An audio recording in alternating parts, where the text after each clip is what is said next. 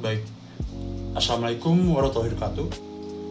Di video ini, kita akan bahas tentang kombinatorial, yaitu salah satu cara coba matematika yang fokus pada cara menghitung jumlah kemungkinan tanpa harus menuliskan semuanya satu persatu. Bayangin kita punya banyak objek, seperti orang, huruf, atau jalur. Daripada mencoba semua kemungkinan yang memakan waktu, kombinatorial membantu kita menemukan jawabannya dengan cara yang cepat dan efisien.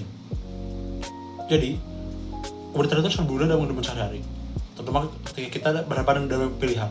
Sekarang, hasilnya contoh pertanyaan dalam kombinatorial. Misalnya, perbanyak cara kita bisa memilih tim dari sekian orang. Perbanyak susunan huruf yang bisa dibuat dari sebuah kata. Atau berbanyak jalur yang bisa ditemu dari titik A ke titik B. Pertanyaan-pertanyaan seperti ini yang muncul dalam kombinatorial. Dan sebenarnya berkaitan dengan menghitung jumlah kemungkinan secara sistematis. Selanjutnya, kita mulai membahas cara menyelesaikan masalah-masalah tersebut. Perkenalkan, nama saya Irfan Panaputan Segala. Di sini saya ingin menjelaskan sedikit tentang konsep-konsep utamanya. Yang pertama ada permutasi. Apa sih permutasi? Permutasi itu menyusun objek di mana urutannya itu penting. Seperti apa sih contohnya? Mari kita lihat. Contohnya itu seperti berapa banyak cara untuk menyusun 3 orang dari 5 orang untuk juara 1, 2, dan 3. Dengan cara permutasi ini kita maka akan mendapatkan 60 cara untuk menentukan bagaimana kita mengurutkan 1, 2, dan 3. Yang kedua itu ada kombinasi. Apa sih kombinasi? Kombinasi itu memilih objek, namun urutannya itu tidak terlalu penting. Dengan contoh bagaimana atau berapa banyak cara memilih 3 orang dari 5 orang untuk membuat satu kelompok. Dengan teori kombinasi ini, maka kita akan mendapatkan 10 cara untuk membuat satu kelompok. Lalu yang ketiga itu ada prinsip-prinsip dasarnya. Apa saja sih prinsip dasarnya? Yang pertama itu ada aturan perkalian. Aturan perkalian itu jika ada cara M melakukan A dan N melakukan B, maka M-nya itu dikali dengan N untuk cara melakukan keduanya. Lalu yang kedua ada aturan penjumlahan. Aturan penjumlahan itu terjadi jika A dan B-nya itu tidak terjadi bersamaan.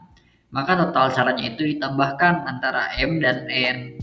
Lalu ada beberapa prinsip seperti prinsip inklusi dan eksklusi. Apa sih?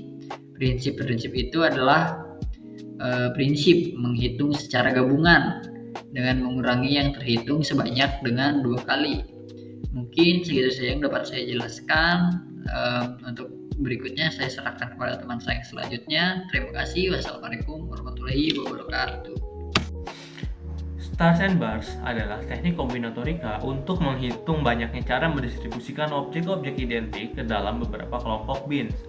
Stars and bars sering dipakai untuk menyelesaikan soal persamaan distribusi hadiah dan kombinasi dengan pengulangan. Ide dasarnya, bayangkan kamu ingin membagikan 5 bintang ke 2 kelompok. Setiap kelompok bisa mendapatkan 0, 1, 2, 3, 4, atau 5. Dari berapa banyaknya cara, kita bisa asumsikan bars itu jumlah kelompok minus 1. Jadi barsnya ada 1 batang.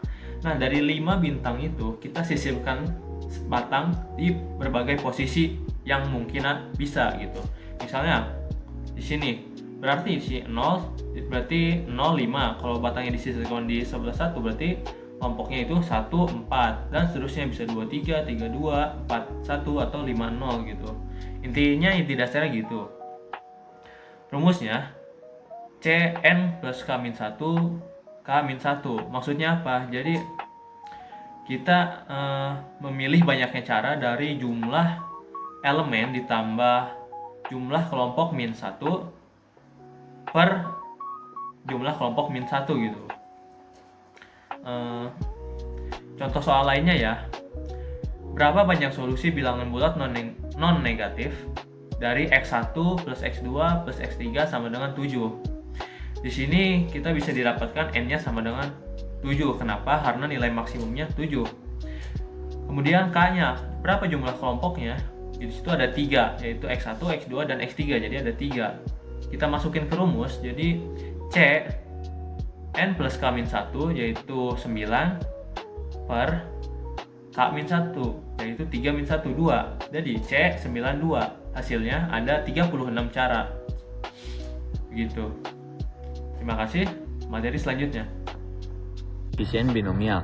Koefisien binomial adalah angka yang menyatakan berapa banyak cara untuk memilih sejumlah elemen dari sekumpulan elemen tanpa memperhatikan urutan.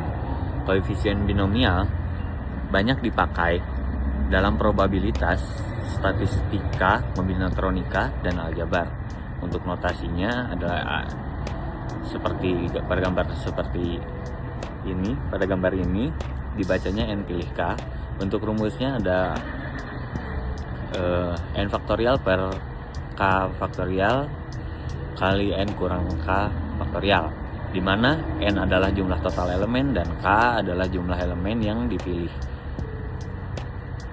Contoh soalnya, misal ada 4 orang A, B, C, D, ingin dipilih 2 orang, berapa banyak cara? Jadi kita lakukan 4 faktorial per 2 faktorial dalam kurung 4 kurang 2 faktorial sama dengan 24 per 2 kali 2, berarti ada 6 cara. Caranya AB, AC, ABC, BD, dan CD. Jadi memiliki 6 cara seperti itu.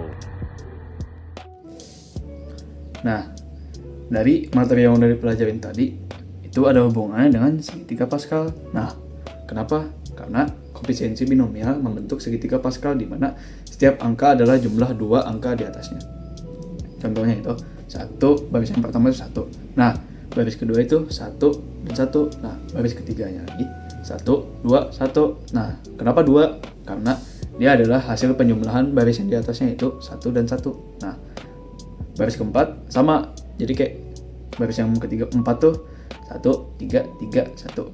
Nah, yang 3 yang di baris ke kiri itu dia hasil penjumlahan dari 1 sama 2. Nah, sama yang di tengah yang di kanan dikit. Nah, dia itu hasil penjumlahan dari 2 dan 1. Nah, karena baris ke N, yaitu baris yang ke bawah gitu, dia membagi posisi ke K, posisi angka-angkanya tersebut. Nah, ada juga hubungannya dengan teorema binomial. Nah, koefisiensi ini muncul saat memangkatkan 2 suku. Nah, X ditambah Y dipangkatkan N sama dengan N di atas K sama dengan 0, N dibagi K dikali X dipangkat N dikurang K dikali Y dipangkat K. Nah, contohnya X ditambah Y dipangkat 3 sama dengan X pangkat 3 sama dengan 3 kali X pangkat Y pangkat 2 kali Y ditambah 3 kali X kali Y pangkat 2 dan ditambah Y pangkat 3. Dan koefisiensinya itu 1, 1, 3, 3, 1 sesuai dengan baris ketiga Pascal. Nah, ada juga sifat-sifat koefisiensi binomial apa aja tuh?